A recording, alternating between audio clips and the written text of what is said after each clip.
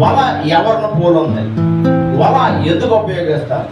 వల దేనికి ప్రయోజనంగా ఉందంటే, ప్రభు వారు చెప్పిన మాట, పరలోక రాజ్యము దేన్ని పోలుస్తూ ఉన్నారంటే వలను పోలుస్తూ ఉన్నారు.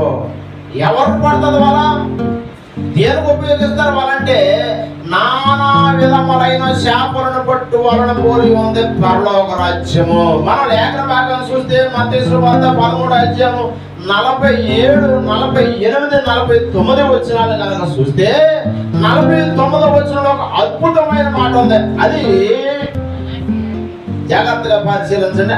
ఏమన్నది? అది నిండినప్పుడు దానిని తరిగి లాగి కూర్చుండి మంచి వాటిని గంపలోకి, చెడ్డ వాటిని బయట పారవేయుదురు అని ప్రభు చెప్తూ, అలాగే యుగ సమాప్తి ముందు జరుగును.